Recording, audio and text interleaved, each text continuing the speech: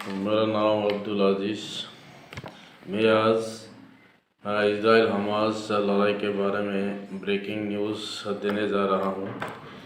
Yemen का Houthi red सी में कई दिनों से जहाज़ पर हमला कर रहा है।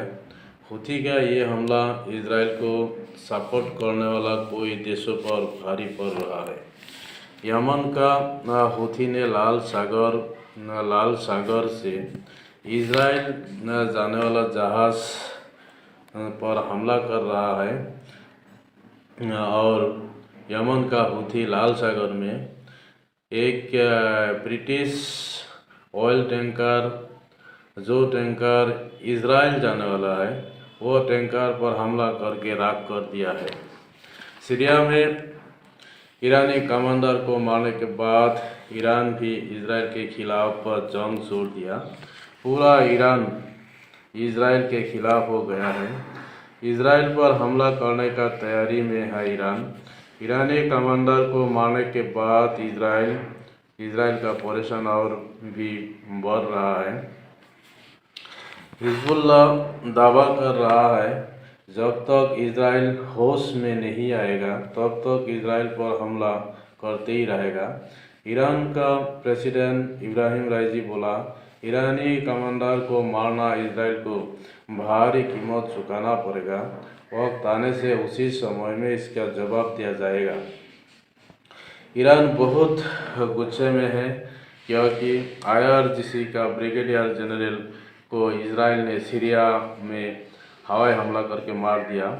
ईरान का प्रेसिडेंट इब्राहिम राइजी इसका बदला जरूर लेगा, ये दावा कर रहा है। IRGC का कमांडर को मारने के बाद ईरान में इजराइल के खिलाफ आक्रोश है। इजराइल को सबक सिखाने का धमकी भी दे रहा है। IRGC का कमांडर को मारने के बाद ईरान में इजराइल के खिलाफ जगह जगह में प्रदर्शन हो रहा है। इजराइल के खिलाफ जगह जगह में प्रदर्शन हो रहा है। इजराइल के खिलाफ इजरायली PM नेतन्याहू ने माना, गाजा में इजरायली सेना का भारी मात्रा में नुकसान हो रहा है। ये लड़ाई से सारा मिडिल ईस्ट परेशान है। हालात बहुत खराब हो चुके हैं। हिजबुल्लाह ने भी हमला शुरू कर दिया है। इधर लाल सागर में हुथी भी एक्टिव है। गाजा पट्टी में इजराइल के हमला से अब तक 1 लाख से ज़्यादा इमारतें तबाह हो चुका है। 11 लाख पैलेस्टाइन नॉर्थ गाजा से साउथ गाजा में भाग चुके हैं। इजराइल के बर्बरता के वजह से नॉर्थ गाजा में पैलेस्टाइन नहीं रह पा रहा है और नॉर्थ गाजा से साउथ गाजा भाग चुके हैं। अब तक 80% पैलेस्टाइन से नॉर्थ गाजा से भागे।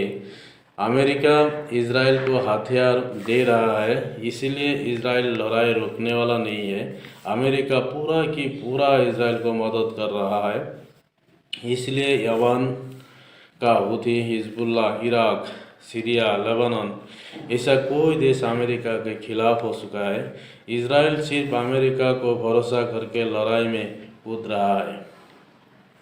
इजराइल में नेतन्याहू के खिलाफ भारी मात्रा में प्रोटेस्ट हो रहा है। इजरायली PM को PM से हटाने का मांग भी हो रहा है। यमन का हुथी रेड सी से कोई सामग्री जहाज जाने नहीं दे रहा है। इसके वजह से कई देशों में हालात खराब हो रहा है। हुथी का वजह से इजराइल का सामग्री लाल सागर से आ नहीं पा रहा है। इजरायली सरकार नेतन्याहू के खिलाफ हो चुका है। इजराइल में नेतन्याहू का इस्तीफा मांग रहा है। ये लड़ाई धीरे धीरे सारा मिडिल ईस्ट में आ चुका है। नेतन्याहू साफ साफ कह दिया है कि हम PM होने से इजराइल मजबूत है। दोस्तों, ये न्यूज़ आप सुनिए, देखिए और कैसा लगे ये कमेंट बॉक्स में लिखिए, लाइक कीजिए, शेयर कीजिए। Thank you.